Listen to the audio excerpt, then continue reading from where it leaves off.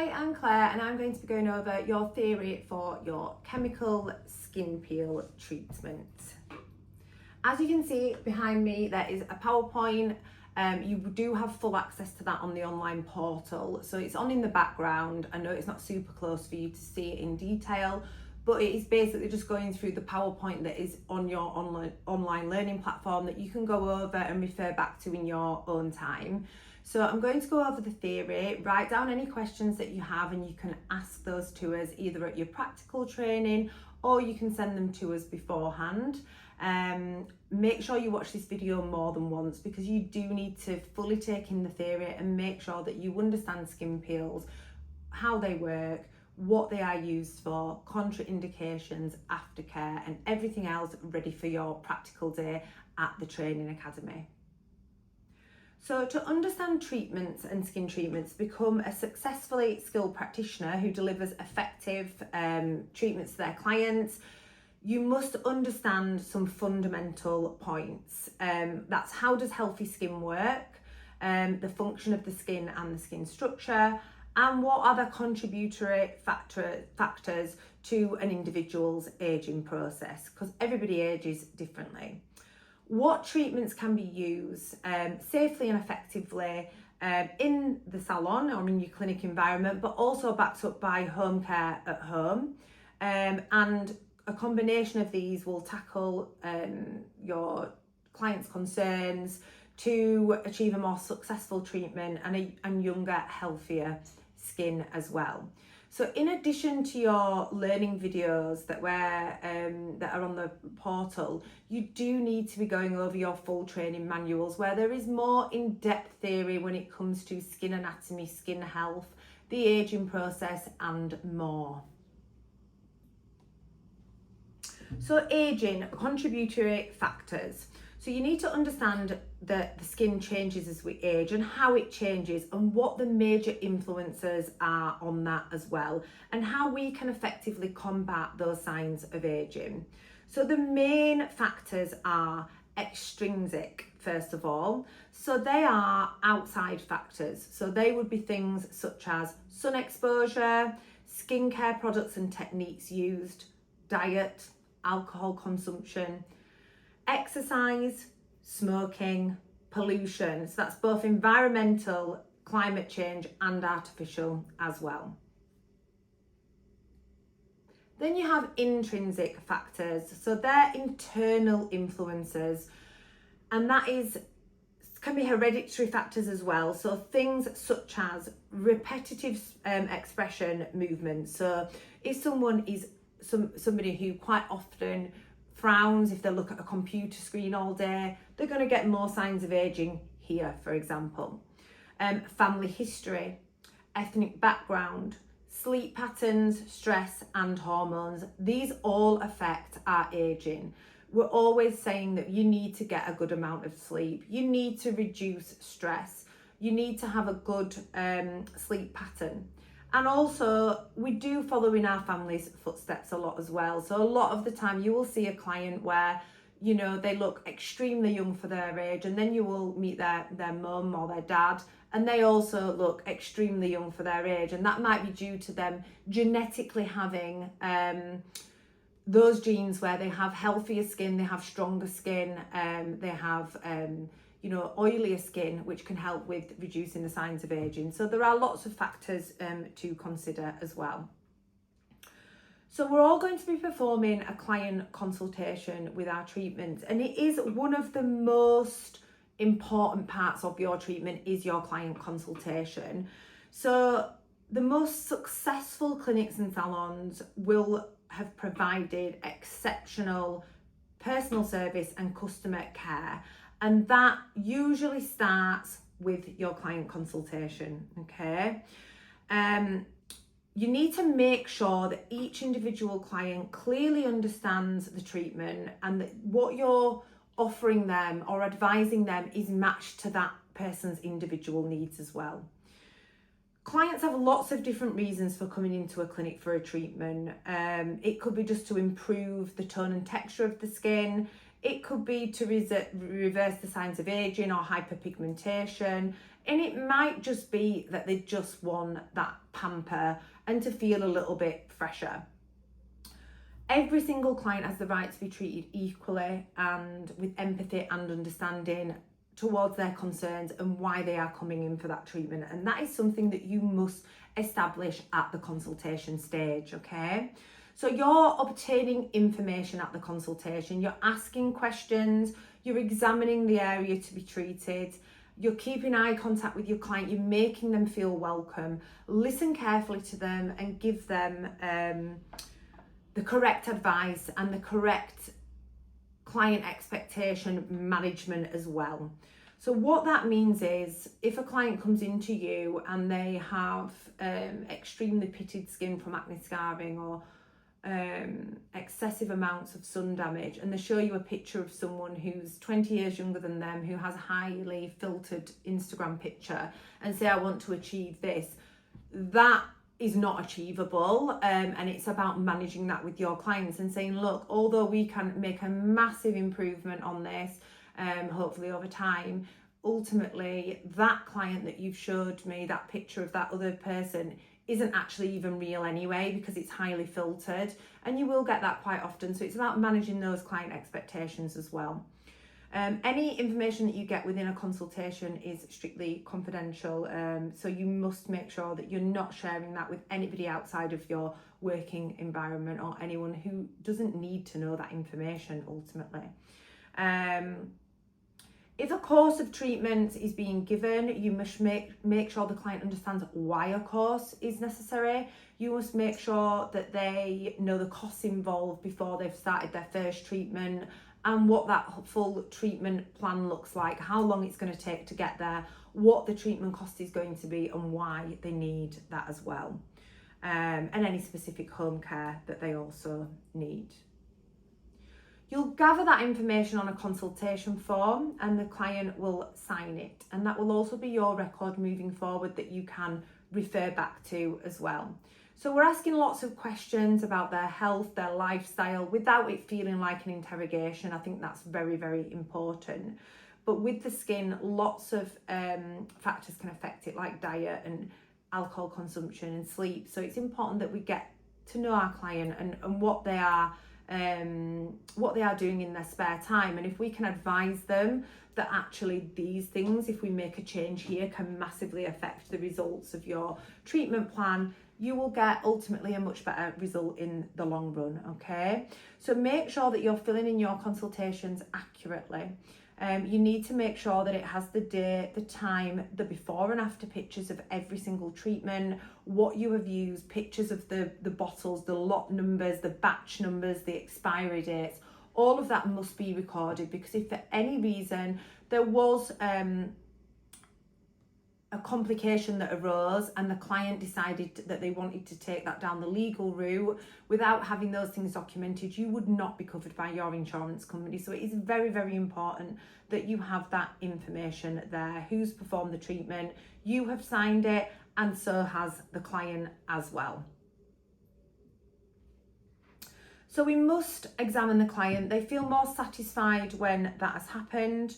And it will allow you to create more of an accurate treatment plan as well.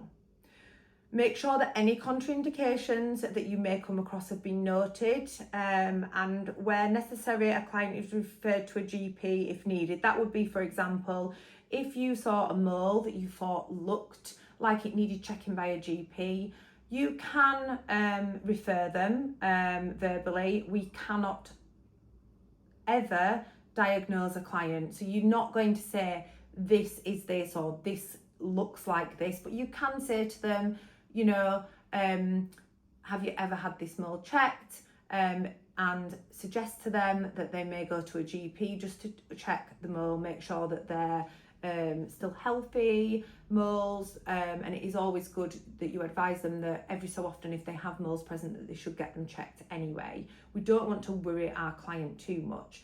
If you are seriously concerned about the look of a mole and you are trained in that as well, then you can tell them that you would highly recommend that they get that checked by a GP. You are not you're not diagnosing them with anything, but you can strongly recommend it for sure. Just don't give an opinion on what you think it is. That is the main thing, because you don't want to worry the client and then it be incorrect and there be any backlash from that.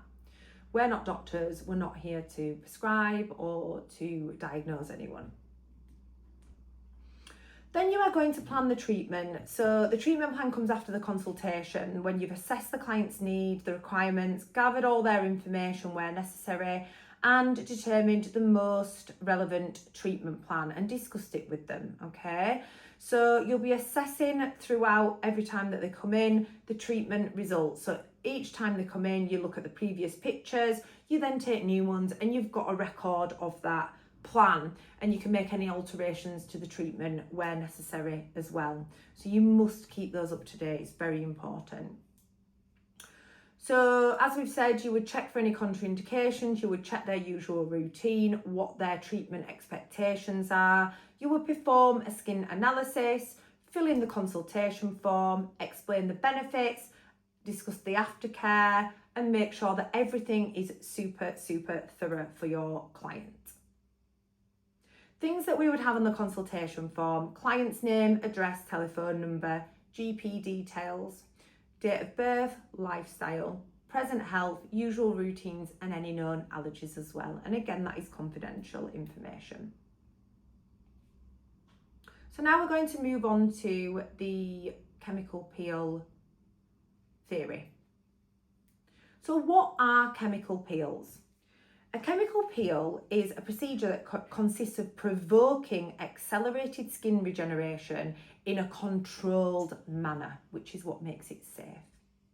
The peeling action causes the elimination of the external layers of the skin with the objective of stimulating collagen and elastin and enhancing your skin's physiological and mechanical characteristics. So the objectives of the treatment. So you're going to purify and oxygenate the skin, leaving it moisturised and free of impurities. You're going to help close open pores and improve the texture and the tone of the skin, and increase the thickness of the epidermis as well. It's going to address the signs of aging, softening wrinkles, and adding thickness, and that lack of skin elasticity is going to start to improve on your client as well. People with thinner skin, you have to be more careful on, but then skin peels can improve that over time as well. You can lighten things like pigmentation on the skin using skin peels that are specific for pigmentation. And you can reduce the signs of things like acne scarring. You can actually reduce acne breakouts with a specific peel that concentrate on that and improve the appearance of spots as well. So when it comes to peels, we're talking about the pH balance, okay? So our skin is naturally designed to fight infection and environmental stresses, and its ability to do so is affected by its pH level. The pH level of the skin refers to how acidic or alkaline it is. On a scale of 1 to 14, so 1 would be the most acidic and 14 would be the most alkaline, therefore 7 would be neutral. So the skin has a thin protective layer on its surface, and that is referred to as the acid mantle. This acid mantle is made up of sebum, so that's fatty acids, excreted from the skin's sebaceous glands. That sebum that is excreted from the sebaceous glands then mixes with lactic acid and amino acids from your sweat to create your skin's pH level. That should ideally sit somewhere around 5.5, but obviously that is not always the case. So many things can interfere with that. Again, as we've said, externally and internally, lots of things can affect that pH balance. And as we age, our skin becomes more acidic, and that's in response to our lifestyle and our environment. So everything that comes in contact with the skin affects that. So products, smoking, air, water, sun, all those factors will contribute towards the breaking down of the acid mantle, and it will disrupt the skin's ability to protect itself. So here we have the pH balance. Okay, so 5.5 would be healthy skin. Right at the bottom you've got the acidic, right at the top you've got the alkaline. Okay, and conventional soap sits at between 9 and 11 that some people would use on the face. So we've got different types of chemical peels depending on what we are treating. So the first one we have glycolic acid, and that is very, very popular. It's really good for people with hyperpigmentation, pimples and pigment spots. It can be really good for acne clients as well. So it's really popular. It's a superficial chemical peel which takes off the dead skin cells from the upper layers, and it smooths the skin by reducing the horny layer and thickening the living epidermis. Glycolic peel is usually performed in two variants. So you have a superficial peel which has got a concentration of up to 40% and a pH from 2.5 to 4.5. Then you have an aggressive peel with 40% to 70% and a pH level of under 2.8. That would be medics only. So if you are watching this and you are a medic, if you are non-medic, the protocol is different. So for non-medic, you would be able to go up to 40% peel. For medics, you can go 40 to 70%. You need specific training in those stronger peels with the manufacturer of the peel that you are specifically using. So it depends on the brand that you are using when we start getting into the 40 to 70%. Anything up to 40%, the peel theory and protocol is the same. The only thing I would suggest, if you are not using the same peels as what we are using in the training, I would definitely check things such as some peels are self-neutralizing, for example. Other peels we have to neutralize them manually. So things like that do need to be checked, but you usually can get that direct from the manufacturer of the peel that you're using. But the theory, the contraindications, the amount of treatment and all the treatment protocol is the same. There's just certain things that might need checking with the specific manufacturer for things like neutralization. So reasons that people would have a chemical peel, we've discussed some of them already. Hyperpigmentation, skin aging, dryness of the skin, firmness of the skin feeling dull, scarring, stretch marks, if somebody's got oily skin and they want to control that. There are lots and lots of reasons why somebody would have a chemical peel, and it can be just for overall skin health or skin aging or that luminosity and that glow, why somebody would want a chemical peel. Enlarged pores, all that kind of thing. So contraindications, and this is really important that you do know about contraindications and that you go over this as many times as necessary. You can print this out and have this next to you in clinic if it's something that you need to go over as you're doing your consultation and have a reminder of it there. That is not an issue, and it will be on your consultation forms as well. So contraindications include allergic reactions to anything that is found within the chemical peel in the past, inflammatory elements on the skin, so that can be open wounds, cuts, things like psoriasis, eczema, a bruise, a really swollen sort of angry boil under the skin, you know, something like that. If it was really angry, we would want to leave that be, okay? We're not going to use a peel over active psoriasis or eczema. That is really going to aggravate that. It's going to be extremely uncomfortable for our client. Cold sores, we must avoid those. There must be clear 2 weeks of any cold sore.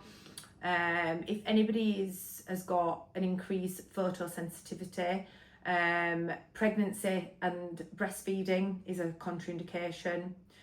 New growths or warts within the treatment area, they need checking by a GP before we would perform anything. Recent hair removal, so that would be laser hair removal or waxing that has been done recently because the skin is more sensitive. Recent sun exposure, so if somebody's just come back off holiday, we're not wanting to do a skin peel, the skin will be much more sensitive after they have just got back from being in the sun as well. After they've had a peel treatment, okay, what they are to expect. So when they have had a peel treatment, what will happen is they will be immediately glowing and they will love the result. But further down the line, usually a few days in, they may get some dryness and some flaking as the skin is resurfacing. That is normal. With any peels that are below 40%, you should only get a little bit of dryness and flaking. You should not have a client that is experiencing real shedding of the skin. That would come with your medical grade peels, which is why your peels under 40% are so popular, and they're far more popular than the aggressive peels because people don't want the downtime. Sometimes with an aggressive peel, they would not want to leave the house for up to 10 days following that treatment. Whereas with your peels that are up to 40%, it's really manageable. They give amazing outstanding results and the downtime is a lot more manageable for the client, okay? The interval between the peels is determined by you and the client's skin. You can have them, every 2 to 3 weeks. But we usually recommend to most of our clients to come in once a month for a chemical peel for the first lot of treatments, but sometimes we'll extend that to longer, depending on what we're treating and the client's skin sensitivity as well, okay? After we've done a skin peel, we will put protective cream on the skin. So we may use some treatment-specific serums, but we would also put on a high SPF at the end of the treatment as well. And we would tell them that if they go into the sun after they have had a chemical peel and their skin is not protected, they may cause pigmentation. The stronger the peel, the more likely it is, the stronger the UV rays, the more likely it is. And quite often that damage, that pigmentation that is caused from them having sun exposure after a chemical peel, they will not see that until later down the line in life as well. So we need to be really careful of that and make sure we educate our clients that they must wear a high factor for a couple of weeks having that. I mean, they should wear one anyway, but specifically after having that chemical peel. There are some side effects of having chemical peels, like burns, and that can sometimes be using too high of a concentration of a peel. You've left it on for too long, for example. If you do suspect a burn, then you must immediately wash the area with a large amount of salt solution or regular cool water, and then soothe it with a burn treating cream, okay? If you are following the right protocol, this should not happen with a client at all. And if necessary, they need to be referred to a doctor. They can continue with the peels after that is completely healed, but we need to know why that has happened and change the treatment protocol accordingly. With chemical peels, it's really important to start off with the lower percentage and work up, and the lower amount of time left on the skin and work up as well. And then also not combining them with other treatments like post-hydrofacial or post-dermaplane before they have already had the peels on their own, because obviously having those other combined treatments before the peel are already removing some of that skin barrier, so it makes the skin more sensitive to the chemical peel to begin with as well. You must do a patch test for a chemical peel, so you must do one 48 hours, minimum of 48 hours before, to check that they are not going to react badly to that peel. You will not be covered by insurance if you do not perform a patch test. That highly reduces the chance of you getting a reaction or a burn, etc. So if somebody was to experience an allergic reaction, then obviously we would recommend antihistamines, cold compress and ice, and we would refer them to a GP as well. If for any reason we thought they were having a severe allergic reaction, which is things like anaphylaxis, then we would have to call an ambulance for our client. And this is another reason why patch testing is extremely important, and why being first aid trained is something we would highly recommend when you're performing treatments such as this in your clinic as well. So as we have said, if they haven't put on the right protection, it can cause pigmentation, and we usually find that peels are normally more of a winter treatment, because you'll find that you'll do a consultation and a client might be going to Dubai or the Maldives or somewhere where it's really hot, and they're wanting to start a course of chemical peels. That is obviously not going to work. So you find that chemical peels are a lot more popular in the winter. Having said that, you will be doing them all year round, because some people don't go away and they don't like sitting in the sun and they're not exposed to the UV rays, and that is absolutely fine, but they do need to be really careful for hyperpigmentation if they are going in direct sunlight. Okay, so you will get dry skin after your chemical peel. It's completely normal. You must use deep moisturizer. Okay, so you will have something in clinic that you can sell as a post-treatment balm to your client that they can purchase afterwards. If they don't want to do that, then they need to be using something that is deep moisturizing after that treatment, because we don't really want them to be picking at the flaking skin either. So if they have the moisturizer, that will really help. Okay, lactic acid, that is another peel that you can use, and that is probably the safest peel that you can use, because it's suitable for all skin types, all Fitzpatrick scales. It's suitable for elderly clients with thinner skin. It's really one of the most safe peels alongside almond peeling. So it's really good for an all-rounder. It's great for hypersensitive skin. It can work for oily skin, dry skin, hyperpigmentation and everything. So whilst you are getting into your chemical peels, if you want to use one that is a really good all-rounder, then lactic acid is the one to use. Okay, so it's great for regeneration, circulation, collagen stimulation, strengthening the skin's barrier function as well. What other things have we not mentioned on here? Most things we've gone over already, but lactic acid, and again, you can go over this PowerPoint in your own time and make sure that you're familiar with each peel, what it is that they treat and who it is suitable for. I think if you have 2 or 3 peels in clinic and two strengths to begin with, because you would start with your lower percent, maybe 20, and then you would have a 30% peel and then a 40% peel. When you're first starting out, you're only going to need the 20 and the 30 because of the time frame between, and then once you've started to see a few clients come through the door, you can invest in your 40% peel, because you're going to work your way up with the client as well. So lactic acid peel and a glycolic would be a really good combination of peels to start with in your clinic. So it can treat dry skin, mild acne, pigmentation, rough skin, somebody who's got excessive oil, stretch marks, allergy, really sensitive skin, enlarged pores, all these things that we've already covered that also the glycolic can treat as well. But glycolic, I would definitely go to that one for an acne prone skin, somebody who struggles with breakouts, etc. Superficial lines, that kind of thing, it is great for as well. So we've said it's the most gentle peel, it causes the least discomfort. So when you're performing a peel treatment, it will tingle, and some clients can find it a little bit hot.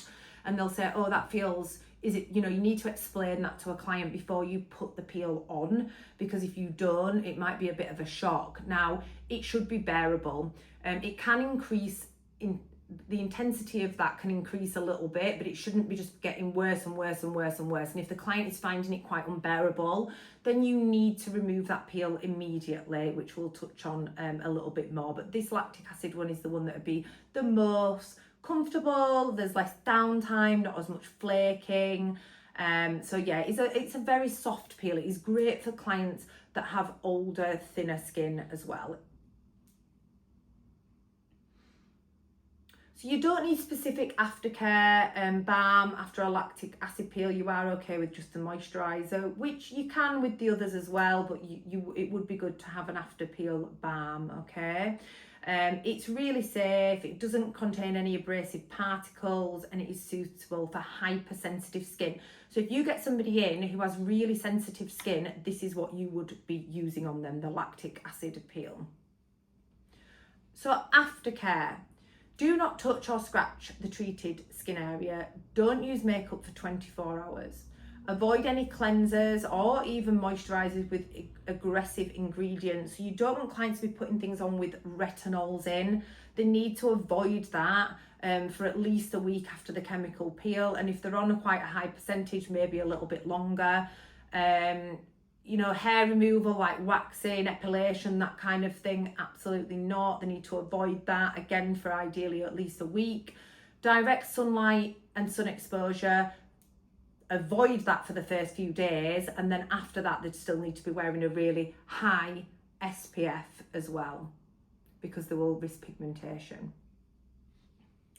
So treatment plan for chemical peels. They are best with a course of 4 to 8 peels.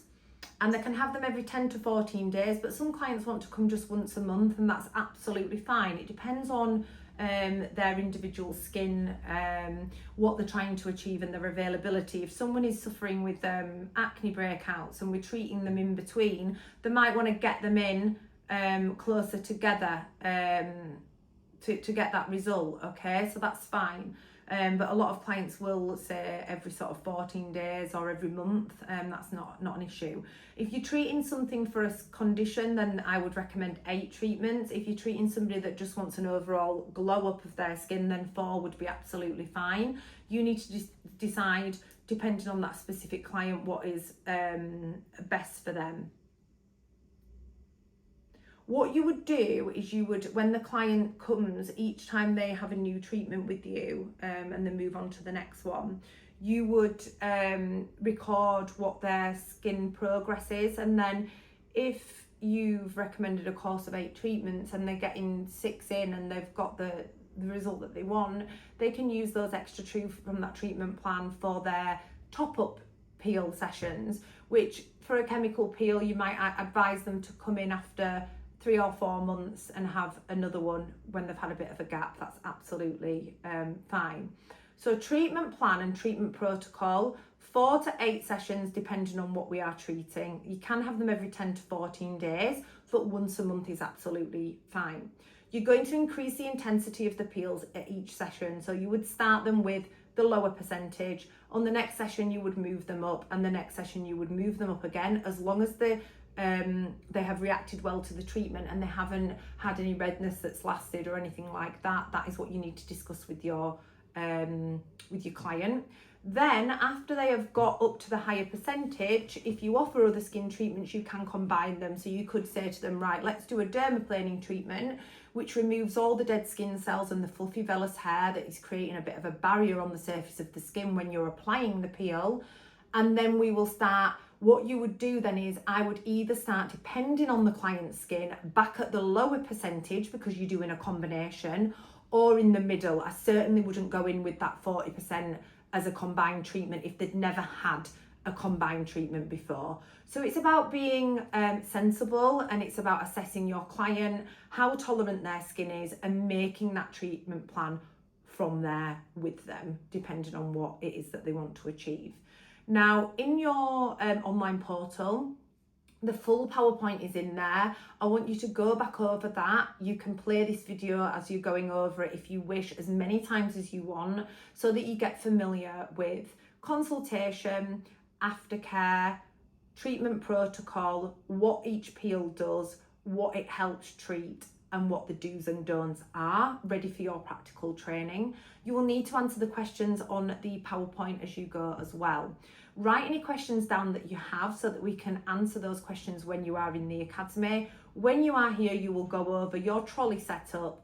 We will give product recommendations to you for what we use. You will go over any theory that we need to go over with you on the day. You will perform client consultations. You will watch a treatment demo, and you will perform a treatment as well yourself. There is a treatment demo of the peel being performed within your online portal as well. So make sure that you watch that so that you have some prior knowledge of how to apply the chemical peel. So if you have any questions, write them down and we'll be happy to answer them when we see you in the training academy.